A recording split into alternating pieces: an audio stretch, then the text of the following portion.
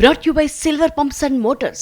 Top quality और consistent performance के लिए सिर्फ सिल्वर पंप्स नाम याद रखना. ఏపీ కేబినెట్ కీలక నిర్ణయాలు తీసుకుంది. ఏడాది పాలనపై సుదీర్ఘంగా చర్చించిన మంత్రివర్గం ఇప్పటివరకు సాధించిన లక్ష్యాలను ప్రజల్లోకి తీసుకెళ్లాలని నిర్ణయించింది. అలాగే వన మహోత్సవం, యోగా డే ఏర్పాట్లపైన చర్చించారు. సిఆర్డీఏ నిర్ణయాలకు గ్రీన్ సిగ్నల్ ఇచ్చారు. అమరావతిలో మరో 44,000 ఎకరాల భూ సమీకరణకు ఆమోదం తెలిపారు. అలాగే జీఏడీ టవర్స్, హెచ్ఓడీ టవర్ల టెండర్లకు గ్రీన్ సిగ్నల్ ఇచ్చారు. పలు సంస్థలకు భూ కేటాయింపులు చేస్తూ నిర్ణయం తీసుకున్నారు. శ్రీకాకుళం జిల్లా ఉద్దానంలో రక్షిత మంచినీటి కోసం 5.75 కోట్లు కేటాయించారు. ఇటు కుప్పంలో వయబిలిటీ గ్యాప్ పెండింగ్ కోసం 8.22 కోట్ల విడుదలకు ఆమోదం తెలిపారు. కేబినెట్ మీటింగ్ లో సీఎం చంద్రబాబు కీలక వ్యాఖ్యలు చేశారు. కూటమి ఏడాది పాలన బాగుందని చెప్పారు. మంత్రులు మరింత సమర్థవంతంగా పనిచేయాలన్నారు సీఎం. ప్రజా సమస్యల పరిష్కారమే అజెండా కావాలన్నారు. అలాగే పోలవరం, బనకచెర్ల ప్రాజెక్టుపై కేంద్రం సానుకూలంగా ఉందన్న ఆయన నిధుల సమీకరణ కూడా జరుగుతోందన్నారు.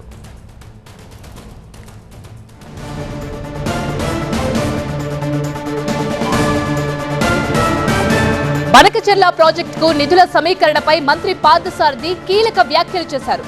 మొత్తం కేబినెట్ లో ఇదో హైలైట్ పాయింట్. నిధుల సేకరణ కోసం కేంద్రంతో ఒక విధానాన్ని వర్కౌట్ చేసింది ఏపీ కేబినెట్.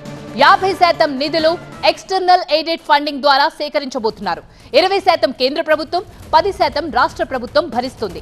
20% నిధులు హైబ్రిడ్ యాన్యుటీ మోడల్ ద్వారా సేకరిస్తారు. త్వరలోనే కేంద్రానికి డిపిఆర్ సమర్పిస్తామన్నారు మంత్రి పార్థసారథి.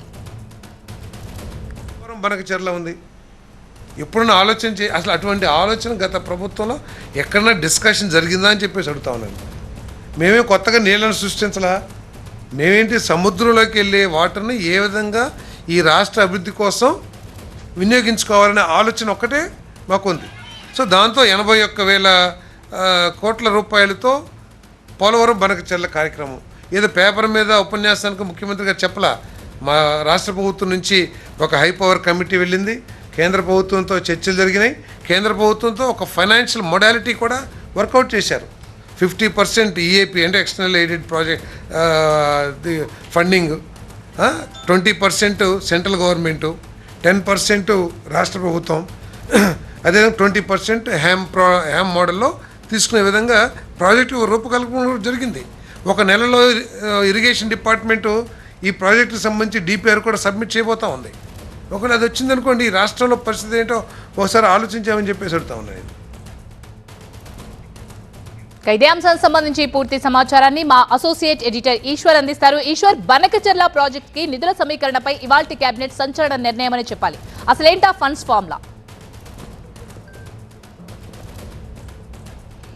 ఎగ్జాక్ట్లీ, చాలా కీలకమైన నిర్ణయం అని చెప్పుకోవాలి. మొత్తం ఎంటైర్ 1 ఇయర్ పాలనలో మొత్తం ఈరోజు జరిగిన ఈ క్యాబినెట్కి సంబంధించి 1 ఇయర్ పాలనకు సంబంధించి ఇప్పటివరకు అమలు చేసిన స్కీమ్స్ కావచ్చు, లేకపోతే ఎన్నికల హామీలు కావచ్చు, ఆ తర్వాత భవిష్యత్తులో చేయాల్సిన వాటిని ఆవశ్యకత గురించి కానీ చర్చించిన నేపథ్యంలో బనకచెర్ల ప్రాజెక్టుకు సంబంధించి చాలా కీలకమైన ఫార్ములాని ఈరోజు క్యాబినెట్ డిస్కస్ చేసిందని చెప్పాలి. దీనికి సంబంధించిన ఫండ్స్కి సంబంధించి కూడా చాలా స్పష్టమైన క్లారిటీ ఇచ్చే ప్రయత్నాన్ని మినిస్టర్ చేశారు.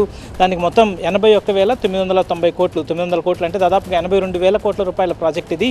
దీనికి మొదటి నుంచి రాష్ట్ర ప్రభుత్వం చెప్తూ వస్తుంది, దీనికి కేంద్రం అనుమతిస్తే చాలు, దీనికి పెద్దగా నిధుల కూడా సమస్య ఉండదు, నిధుల సమీకరణ కూడా దాదాపుగా చేపట్టామని ఈరోజు ముఖ్యమంత్రి కూడా మంత్రులతో మాట్లాడుతూ నిధుల సమీకరణ ప్రయత్నాలు కూడా ప్రారంభించారు చెప్పారు. అదే సమయంలో దాని ఫార్ములా చూసుకుంటే 50% ఎక్స్టర్నల్ ఎయిడెడ్ ప్రాజెక్ట్ కింద, అంటే బయట వాటికి సంబంధించి తిరిగి అది ఒక సెల్ఫ్ సస్టైన్ ప్రాజెక్ట్ కాబట్టి దానికి ఈజీగా బయట ఏదైతే ఫండింగ్ ఏజెన్సీస్ ఉంటాయో, నేషనల్ ఇంటర్నేషనల్ ఫండింగ్ ఏజెన్సీస్ ద్వారా వాటికి ఖచ్చితంగా సపోర్ట్ దొరుకుతుంది. సో దాని ద్వారా 50% ఆ నిధులను తీసుకొస్తారు, 20% కేంద్రం సమకూరుస్తుంది, 10% రాష్ట్ర ప్రభుత్వం, అదే సమయంలో మిగతా 20% హ్యామ్ కింద అంటే హైబ్రిడ్ యాన్యుటీ మోడల్ కింద తీసుకుంటారు.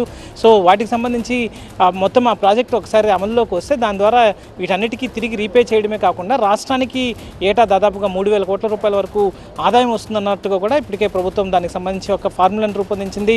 సో చాలా కీలకమైన నిర్ణయం చెప్పాలి, ఎందుకంటే ఇప్పటికే ఈ ప్రాజెక్టుకు సంబంధించి తెలంగాణలో కొంత అభ్యంతరాలు వ్యక్తమవుతున్నాయి. కానీ ఆంధ్రప్రదేశ్ ఈరోజు కూడా మంత్రి మాట్లాడుతూ చాలా స్పష్టంగా అవి రాష్ట్రం నుంచి దిగువ పరివాహక ప్రాంతం, అది లోయర్ ఈ స్టేట్ కాబట్టి దీనికి సంబంధించి ఇక్కడి నుంచి వచ్చే నీళ్ళన్నీ సముద్రంలోకి వెళ్తాయి కాబట్టి దాన్ని వినియోగించుకునేందుకు ఆ నదుల అనుసంధానం ద్వారా బనకచెర్లని రిజర్వాయర్ని ఏర్పాటు చేసి అక్కడికి నీటిని తరలించి రాష్ట్రంలో అన్ని ప్రాంతాలకి, రాష్ట్రంతో పాటు తెలంగాణలో కూడా కొన్ని ప్రాంతాలకు అవసరమైతే వాటిని అందించే అవకాశం ఉంటుంది కాబట్టి ప్రతి ఒక్క ఎకరాకి నీటిని ఇవ్వడం ద్వారా, సస్యశ్యామలం చేయడం ద్వారా, పొటెన్షియాలిటీ పెంచడం ద్వారా భారీ ఎత్తున ఆదాయాన్ని సమకూర్చే ప్రయత్నం, అలాగే దాని ద్వారా రైతులకు ఉపాధి కావచ్చు, లేకపోతే మిగతా అలైడ్ పరిశ్రమలన్నీ రావడంతో దానికి సంబంధించి పెద్ద ఎత్తున ఉపాధి లభిస్తుంది. సో ఇది ఒక గేమ్ ఛాంజర్ ప్రాజెక్ట్ అని మొదటి నుంచి రాష్ట్ర ప్రభుత్వం చెప్తుంది. సో దీనికి సంబంధించి ప్రభుత్వం చాలా కీలకంగా వర్కౌట్ చేస్తుందని మనం చెప్పుకోవచ్చు. ఇప్పటికే కేంద్రం కూడా సానుకూలంగా ఉందన్న విషయాన్ని కూడా ఈరోజు కేబినెట్లో ముఖ్యమంత్రి చెప్పారు. సో మరికొద్ది రోజుల్లోనే దీనికి డిపిఆర్ని కూడా సబ్మిట్ చేయబోతున్నారు. కనీసం ఒక నెల రోజుల్లో డిపిఆర్ సబ్మిట్ చేయబోతున్నట్టుగా ముఖ్యమంత్రి కూడా ఈరోజు కేబినెట్లో చెప్పారు. కాబట్టి ఈ ప్రాజెక్టుకి సంబంధించి చాలా వేగంగా వెళ్తుంది. ఈ మొత్తం ఎంటైర్ ఈరోజు కేబినెట్లో మిగతా అంశాలు, రాజకీయపరమైన అంశాలు కూడా చాలా కీలకమైన అంశాలు వచ్చాయి. ఎందుకంటే ఏడాది పూర్తయింది కాబట్టి మంత్రులు మరింత వేగంగా ప్రజల్లోకి వెళ్ళి ఈ ఏడాది కాలం పాటు ప్రజలు మన రాష్ట్ర ప్రభుత్వం సాధించిన విజయాలు కావచ్చు, తీసుకొచ్చిన స్కీమ్స్ కావచ్చు, ఇట్లాంటి ప్రజా సంక్షేమం కోసం, అభివృద్ధి కార్యక్రమాల కోసం విస్తృతంగా కృషి చేసి దాన్ని ప్రజల్లోకి తీసుకెళ్ళగలగాలి. అదే సమయంలో ఇట్లాంటి ప్రాజెక్టుల విషయంలో కూడా ఈరోజు కేబినెట్ చర్చించడం ద్వారా పెద్ద ఎత్తున ఈ కేబినెట్ కొంత ఇంపార్టెన్స్ అయితే వచ్చినట్టు మనం అర్థం చేసుకోవాల్సిన నేపథ్యం కనిపిస్తుంది. Thanks for the updates.